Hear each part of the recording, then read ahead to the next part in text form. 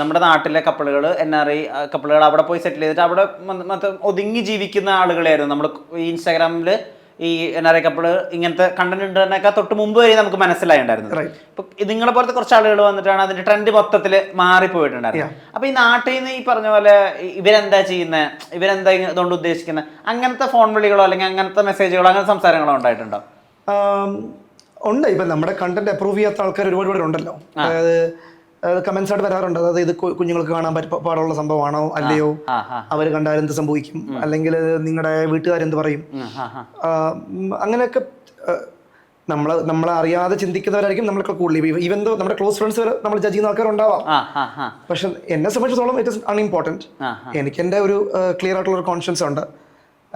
ഇത് ആൾക്കാരെ വഴിതെറ്റിക്കാൻ വേണ്ടിയിട്ടോ അല്ലെങ്കിൽ നമ്മൾ വേറൊരു റോങ് ആയിട്ടുള്ള ഐഡിയ കൊടുക്കാൻ വേണ്ടി ഒന്നും ചെയ്യുന്നതല്ല.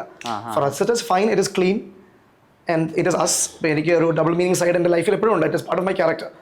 അപ്പോൾ അത് ഞാൻ I'm okay with being myself. ഈ കുട്ടികൾ ഒക്കെ ഉള്ളതല്ലേ, കുടുംബമായിട്ട് കാണണ്ടേ, അങ്ങനത്തെ കമന്റുകൾ ആരെങ്കിലും പറയോ അല്ലെങ്കിൽ അയക്കോ, അത് അങ്ങനത്തെ സംഭവങ്ങൾ എൻകൗണ്ടർ ചെയ്തിട്ടുണ്ടോ? ആൾക്കാർ പറയാറുണ്ട് കുട്ടികൾ കാണില്ലേ എന്നുള്ളത്. അത് എന്താ, നമുക്കിതൊന്നും കൺട്രോൾ ചെയ്യാൻ പറ്റത്തില്ലല്ലോ. ആരിത് അവിടെ ഇരുന്ന് കാണുന്നു, അവരെന്ത് ചിന്തിക്കുന്നു, അത് എന്റെ കൺട്രോളിലുള്ള കാര്യമല്ല. ഞങ്ങൾ എങ്ങനെയാണോ പരസ്പരം എങ്ങനെയാണോ ഞങ്ങൾ അത് one day we decided okay നമ്മളിത് റീലായിട്ട് എടുത്തിടാൻ പോകുന്നു. അത് ഞാൻ ചിന്തിക്കുന്ന രീതിയിലായിരിക്കില്ല ചിലപ്പോൾ താങ്കൾ ചിന്തിക്കണേ. താങ്കളുടെ way of living is might be entirely different. അത് ഞാൻ താങ്കൾ ജീവിക്കുന്നത് ഞാൻ കാണുന്നു, ഞാനത് കാണുന്നു, okay, that is how you live.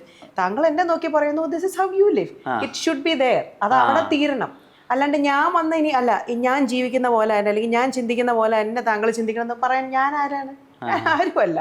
You know, you live your life, you do you, I do me. You know, അത് മാത്രമല്ല, കുട്ടികൾ എന്ത് കാണണം എന്ന് കൺട്രോൾ ചെയ്യേണ്ടത് പേരൻസ് ആണല്ലോ.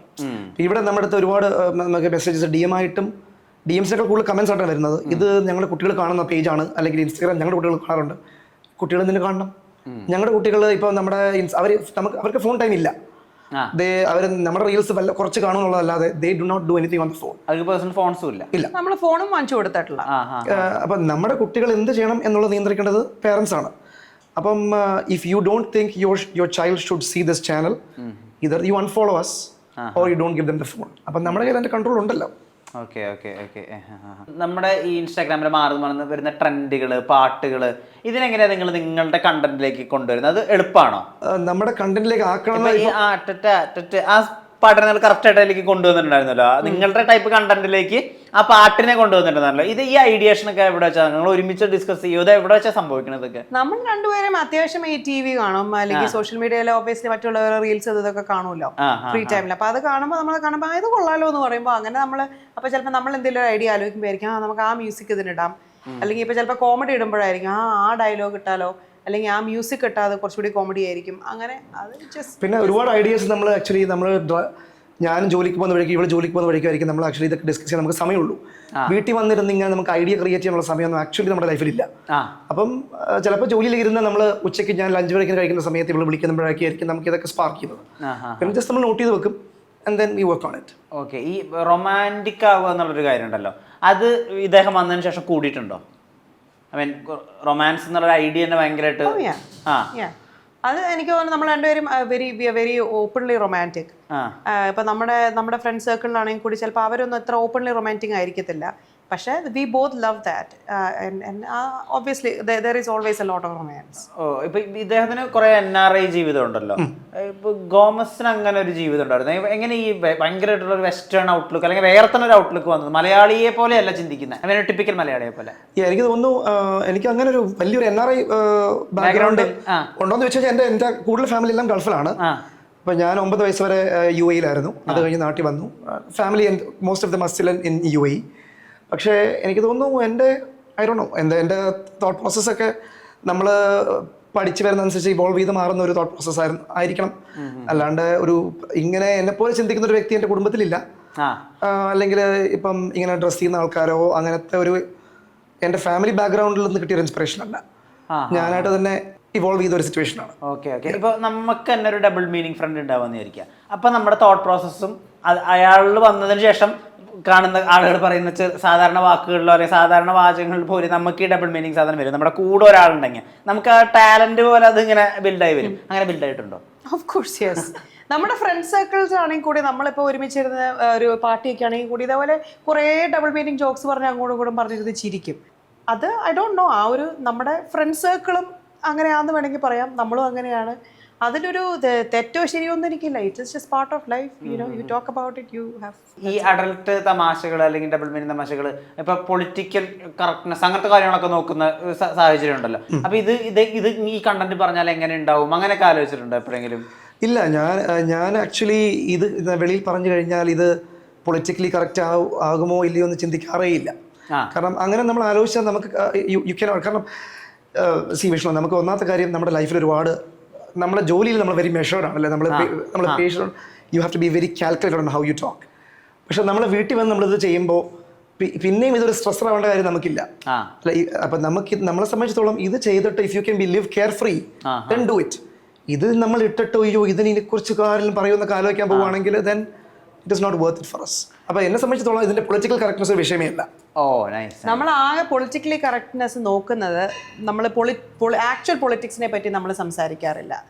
റിലിജനെയും നമ്മൾ അതിൽ നിന്ന് എക്സ്ക്ലൂഡ് ചെയ്ത് നിർത്താറുണ്ട്. അത് പേർപ്പസ്ലി നമ്മൾ അറിഞ്ഞുകൊണ്ട് മാറ്റി നിർത്താറുള്ള രണ്ട് കാര്യങ്ങളാണ്. കാരണം അത് ആൾക്കാർ കുറച്ച് സെൻസിറ്റീവ് ആവുമായിരിക്കും എന്നുള്ള ടോപ്പിക്സ് ആയതുകൊണ്ട് നമ്മൾ we try to stay out of that. നമ്മൾ ഈ അടുത്തൊരു പണി കൊടുത്തിരുന്നു, ഇടയ്ക്ക് ഒരു പണി കൊടുത്തിരുന്നു ആദ്യമായിട്ട്. പക്ഷെ അല്ലെങ്കിൽ ആൾക്കാർ നിങ്ങൾ ഇപ്പൊ ട്രംപ് ആണോ ബൈഡൻ ആണോ എന്നൊക്കെ ചോദിച്ചു കഴിഞ്ഞാൽ we kind of stay away from it. നമ്മുടേതായ ഒരു തോട്ട് പ്രോസസ് ഉണ്ട്. പക്ഷെ നമ്മൾ അതിനെ പറ്റി നമ്മൾ അധികം റീൽസ് ഉണ്ടാക്കുകയൊന്നും ചെയ്യാറില്ല. അത് it's kind of sensitive, so we leave it to that. പിന്നെ ചിലർ ചോദിക്കാറുണ്ട്, നിങ്ങൾ എന്താ ഇൻസ്റ്റാഗ്രാമിൽ നിന്ന് പൈസ കിട്ടുന്നോണ്ടല്ലേ ചെയ്യുന്നത്? ആക്ച്വലി അല്ല. നമ്മൾ ഈ പറഞ്ഞ പോലെ തന്നെ നമുക്ക് by the grace of God നമ്മൾ രണ്ടുപേരും എഡ്യൂക്കേറ്റഡ് ആണ്, നമുക്ക് രണ്ടുപേർക്കും നല്ലൊരു പ്രൊഫഷൻ ഉണ്ട്. So that is our livelihood. Instagram നമ്മൾ ഇത് ചെയ്ത് തുടങ്ങി അങ്ങനോ ക്ലിക്കായി, അപ്പൊ പിന്നെ we just do it for fun, that's it. ഇൻസ്റ്റാഗ്രാമിൽ നിന്ന് പൈസ കിട്ടുന്നുണ്ടോ? കിട്ടുന്നുണ്ട്, പെട്ടി കണക്കിന്. അതെ, ഇന്നലെ കൂടെ ബാങ്കിൽ കൊണ്ട് ഇട്ടോളൂ. പക്ഷെ നമ്മൾ ആക്ച്വലി അത് നോക്കിയിട്ടല്ലോ നമ്മുടെ ഈ പേജ് നമ്മളിപ്പം ഇന്ന ഫോളോവേഴ്സിലേക്ക് എത്തുക അതൊരു ഗോൾ നമുക്കില്ല. നമുക്ക് നമ്മൾ ഈ കൊളാബ് മാർക്കറ്റിംഗ് പരിപാടികളില്ല. അപ്പം പൈസ ഉദ്ദേശിച്ചല്ല. ഡിസ്ക്രിപ്ഷനിൽ പെയ്ഡ് കൊളാബ് അങ്ങനെ എഴുതിയിട്ടില്ല. കാരണം നമ്മളോട് ഇങ്ങോട്ട് ചോദിച്ചിട്ടുണ്ട് എത്രയാണ് നമ്മൾ ഇതിന് പൈസ ഒക്കെ കിട്ടും, നമ്മളറിയില്ലല്ലോ. അപ്പൊ അങ്ങനെ ഒരു മോണിറ്ററി ഗെയിനിലൂടെ ചെയ്യുന്ന കാര്യമല്ല. പക്ഷെ പൈസ കിട്ടും, വളരെ തുച്ഛമായിട്ടുള്ള പൈസ. നമുക്കിപ്പം ഒരു ദിവസം 2 ചായ കുടിക്കാനുള്ള പൈസയൊക്കെ വേണമെങ്കിൽ കിട്ടും, അത്രയൊക്കെ കിട്ടും. ആൾക്കാർ അങ്ങനെ പറയും, ഓ കോടികൾ കിട്ടാൻ വേണ്ടി എന്തൊക്കെ ഇവന്മാരെ കാണിക്കുന്നത്, കിട്ടുന്നില്ല എന്നുള്ളതാണ് സത്യം. പക്ഷേ ഫേസ്ബുക്കിലൊക്കെ ആണെങ്കിൽ കുറെ കൂടെ റവന്യൂ ഒക്കെ കിട്ടില്ലേ നിങ്ങൾ? പക്ഷേ ഇൻസ്റ്റാഗ്രാം മാത്രം, യൂട്യൂബ് ആക്റ്റീവ്ലി പെർസീവ് ചെയ്തിട്ടില്ലല്ലോ നിങ്ങൾ ഇൻസ്റ്റാഗ്രാം. അപ്പൊ ഇത് ഒരു നമ്മുടെ ഈ ഒരു സൈഡും നമ്മുടെ ഒരു പൊട്ടൻഷ്യൽ, ഈ ടാലന്റ് കാണിക്കാൻ, പിന്നെ നമുക്ക് ആൾക്കാരിലേക്ക് റീച്ച് ചെയ്യാം, പിന്നെ ആ സോഷ്യൽ ഇന്ററാക്ഷൻ ഒരു രസമുണ്ട്. ഇപ്പൊ നമ്മുടെ ഇത്രയും സ്ട്രെസ്ഫുൾ ലൈഫിനിടയ്ക്കാണെങ്കിലും ഞാൻ കൂടുതൽ DMസിനും ഓൾമോസ്റ്റ് എല്ലാ DMത്തിനും ഞാൻ റിപ്ലൈ കൊടുക്കാറുണ്ട്. അപ്പൊ ഇവളായിരിക്കും നിനക്ക് എന്താ വട്ടാണെന്ന് ചോദിക്കും. അപ്പൊ പക്ഷെ ചിലപ്പോൾ നമ്മള് സ്ത്രീകളുടെയും പുരുഷന്മാരുടെയും ഒക്കെ കൊടുക്കുന്നതും അല്ലുകമാണ്. പല ആരാധികമാർക്കും അല്ലെങ്കിൽ ആരാധകന്മാർക്കും നിരാശപ്പെടാം. അപ്പം നമുക്ക് ബേസിക്കലി അല്ലല്ല, she has the freedom to. ഇപ്പൊ ഇവർക്ക് സമയം ഉണ്ടെങ്കിൽ അവർക്കും ചെയ്യാം. അല്ല ഞാൻ അങ്ങനെ നീ കൊടുക്കാൻ പാടില്ല അങ്ങനെ പരിപാടിയൊന്നുമില്ല. പക്ഷെ ഞാൻ പറഞ്ഞുകൊണ്ടിരുന്ന കാര്യം എന്തായിരുന്നു? നമ്മുടെ റവന്യൂ. അപ്പം ബേസിക്കലി നമ്മൾ റവന്യൂ ഉദ്ദേശിച്ച് ചെയ്ത പരിപാടിയല്ല. ഓക്കെ. അപ്പം മല്ലു തോമസിന്റെ റവന്യൂ ഇത്രയാണ് എന്ന് ചോദിച്ചിട്ടുള്ള പരിപാടി ഇല്ല.